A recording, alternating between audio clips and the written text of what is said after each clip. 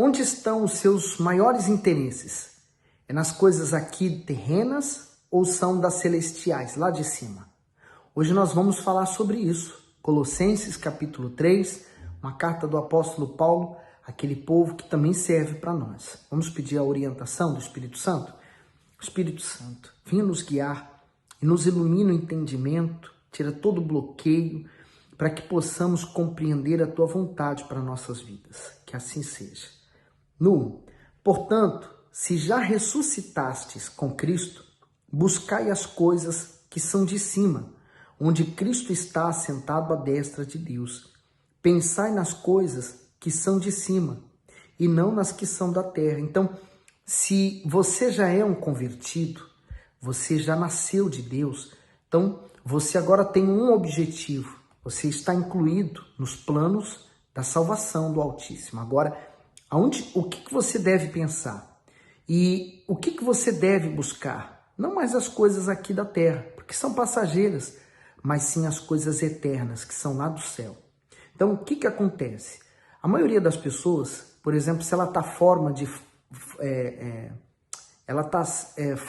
de forma, né? Ela está mais gorda, então ela quer emagrecer. São coisas aqui da terra.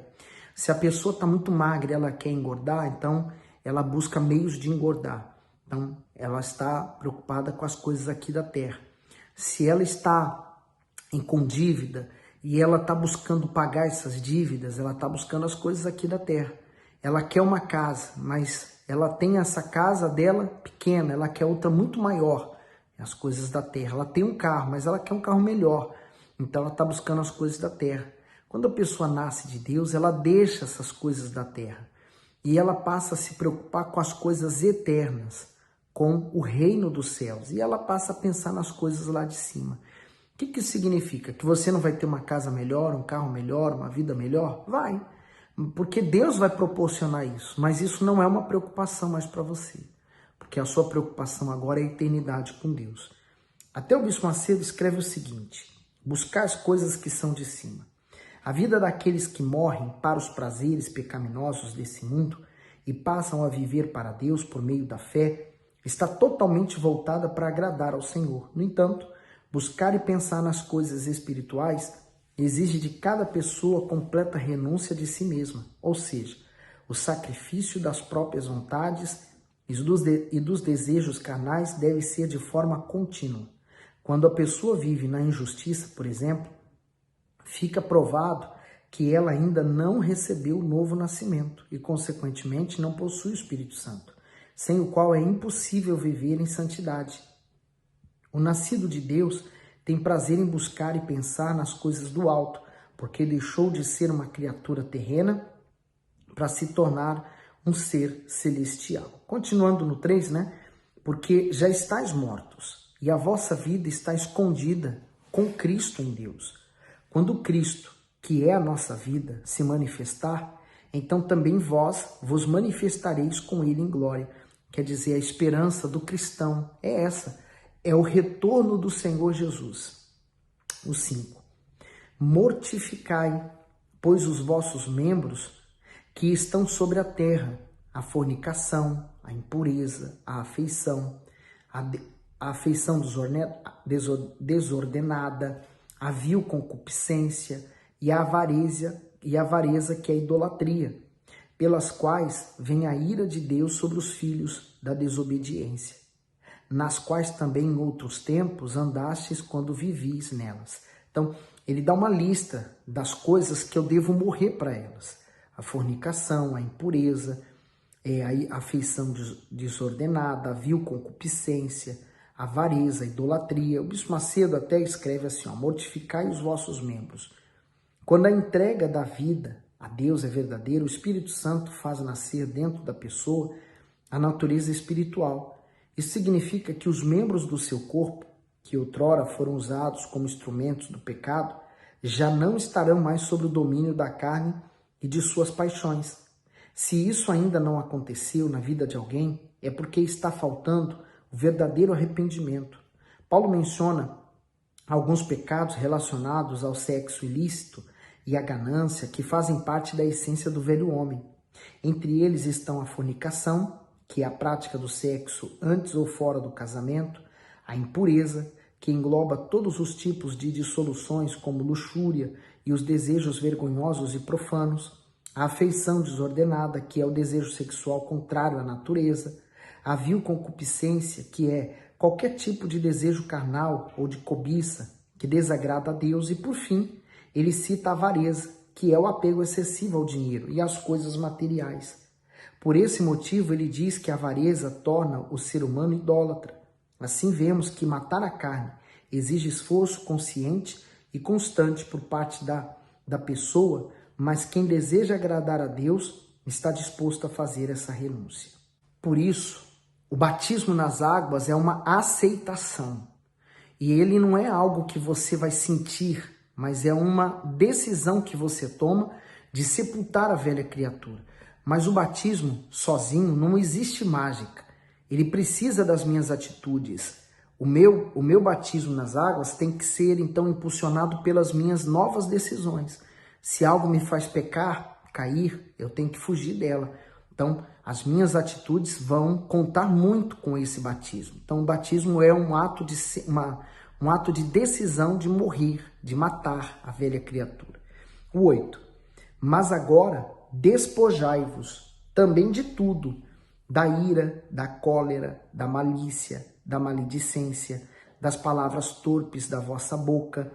Não mintais uns aos outros, pois que já vos despistes do velho homem com os seus feitos, e vos vestistes do novo, que se renova para o conhecimento segundo a imagem daquele que o criou. E o Bispo Macedo escreve assim, despojai-vos de tudo. Paulo segue advertindo os cristãos em relação ao pecado que precisava ser abandonado por completo.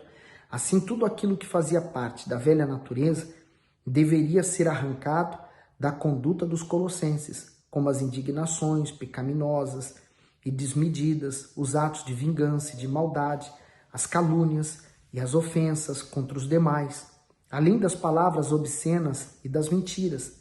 Tais práticas fazem parte da velha criatura, que por não ter o conhecimento do Senhor Jesus, deixa-se dominar pelas más ações. Porém, a partir do momento em que a pessoa se torna uma nova criatura por meio do novo nascimento, ela fica livre da escravidão do pecado e deixa de obedecer aos seus desejos, pois a luz do Evangelho passa a resplandecer sobre a sua vida. Então, primeiro, ele listou algo que é visível, né? De qualquer pessoa que vê a fornicação, a arrogância, essas coisas. Mas aqui ele tá lidando com coisas que são interiores, né? Problemas interiores. Então, você muda no exterior, mas também muda no seu interior. Quer dizer, tem que haver um esforço, né? A pessoa que está se convertendo ao Senhor Jesus, ela passa a mudar seus hábitos, atitudes, manias, fantasias, meios em que ela antes vivia, então ela vai ter que abandonar, naturalmente, né? E aí ele vem assim no 11. Onde não há grego, nem judeu, circuncisão, nem circuncisão, bárbaro, cita, servo ou livre, mas Cristo é tudo em todos. Então, não há distinção de pessoas, nem quem era um grande religioso, nem quem não era um religioso. Então, assim aquela pessoa que chega hoje na igreja, ela pode chegar e falar assim, mas eu era de uma religião, eu era de outra, e isso e aquilo, mas isso agora já não vale mais. O vale é que você passe a praticar a palavra de Deus, porque a religiosidade não vai te levar até Deus. O 12. Revesti-vos, pois, como eleitos de Deus, santos e amados, de entranhas, de misericórdia, de benignidade, humildade, mansidão, longanimidade, suportando-vos uns aos outros e perdoando-vos uns aos outros. Se alguém tiver queixa contra outro, assim como Cristo vos perdoou, assim fazei vós também. Então quer dizer, olha só, a maioria das coisas, dos problemas, são relacionados a alguém, a uma pessoa. Por isso que o segundo maior mandamento é amar ao nosso próximo como a nós mesmos. Então ele vai listando também as coisas que agora eu devo adotar. Se antes eu fazia coisas contrárias a isso, agora eu tenho que obedecer seguindo as direções de Deus. O bispo diz assim, revesti-vos como eleitos de Deus. Uma pessoa regenerada é aquela que foi transformada em uma nova criatura. Isso significa que pela ação do Espírito Santo aconteceu o maior de todos os milagres em sua vida, o novo nascimento. Portanto, o velho homem, com suas concupiscências, deu lugar a um novo ser, cujo prazer é agradar a Deus e viver em temor e santidade na sua presença. Assim são os eleitos de Deus, que foram separados, amados e escolhidos por Ele para manifestar a sua imagem nesse mundo, isto é, por meio da justiça, da misericórdia, da benignidade, da humildade, da mansidão, da paciência e do amor do Senhor Jesus. Os eleitos mostram o caráter divino aos demais. Paulo também exortou os colossenses a cessarem as contendas dentro da igreja. Com isso, o apóstolo ensina que quem possui o Espírito Santo manifesta os seus frutos e não tem dificuldade em perdoar quem o prejudicou. Afinal, o Senhor reúne todas as suas virtudes na nossa vida, a fim de que os demonstremos aos outros por meio da nossa conduta. E aí, continuando no 14, né? E sobre tudo isso, revesti-vos de amor, que é o vínculo da perfeição. E não é esse amor que você sente assim um friozinho na barriga, aquele apertinho no coração, aquela sensação boa. Não, o amor é justamente como diz lá, suportando-vos uns aos outros, perdoando. Porque se você é um pai, você tem filho, ele pode ter cometido ou falado para você algo muito dolorido, muito difícil de escutar. Mas você como pai, por causa do seu amor incondicional por ele, você perdoa, você releva. Assim é você com respeito às demais pessoas. É esse amor que Deus quer que nós evidenciemos às pessoas. Por mais que elas nos firam, às vezes, com palavras ou atitudes, ou mesmo agressões físicas, nós somos capazes de lhe perdoar. Ainda que o coração diga para não perdoar porque ele nos fez mal, mas nós tomamos a decisão de perdoar aquela pessoa. Olha o 15. E a paz de Deus, para a qual também fostes chamados, em um corpo domine em vossos corações e sede agradecidos. A palavra de Cristo habite em vós abundantemente, em toda a sabedoria, ensinando-vos e admoestando-vos uns aos outros com salmos, hinos e cânticos espirituais, cantando ao Senhor com graça em vosso coração. Então, quer dizer, não é você falar assim, agora eu não preciso da igreja, não preciso estar na igreja. Aqui está uma prova de que é importante você estar na igreja, né? Na comunhão da igreja, isso é importante. Olha o 17. E quando fizerdes por palavras ou por obras, fazei tudo em nome do Senhor Jesus, dando por ele graças a Deus. Graças a Deus, Pai. Então, você vai fazer uma atitude, você vai limpar a igreja, por exemplo. Então, você faça em nome de Jesus, então você vai fazer para ele. Tudo que você fizer, faça para ele. Vai fazer o comer da sua família, faça em nome de Jesus, quer dizer, faça o melhor. 18. Vós, mulheres, estáis sujeitas a vossos próprios maridos, como convém ao Senhor. Vós, maridos, amai as vossas esposas, e não vos irriteis com elas. Vós, filhos, obedecei em tudo a vossos pais, porque isto é agradável ao Senhor. Vós, pais, não irriteis a vossos filhos, para que não percam o ânimo. Então, há uma direção para a esposa, para o esposo, para o filho, para os pais. Então, se você quer basear suas atitudes sobre a palavra de Deus, aqui está o exemplo. As mulheres se sujeitam aos seus maridos, o marido deve amar a sua esposa, então quem ama releva, às vezes perdoa, às vezes é melhor ficar calado, não dizer nada. Então, há toda uma direção, né? Os filhos, eles devem essa obediência aos seus pais. Os pais não vão fazer de tudo para irritar os seus filhos, quer dizer, há um equilíbrio para que essa família seja abençoada. O 22. Vós, servos, obedecei em tudo a vossos senhores, segundo a carne, não servindo só na aparência, como para agradar aos homens, mas em simplicidade de coração, temendo a Deus. Quer dizer, nesse serviço que eu faço, eu tenho que fazer o meu melhor. Por exemplo, digamos que você trabalha para uma pessoa que serve ao diabo. E você é um empregado dela.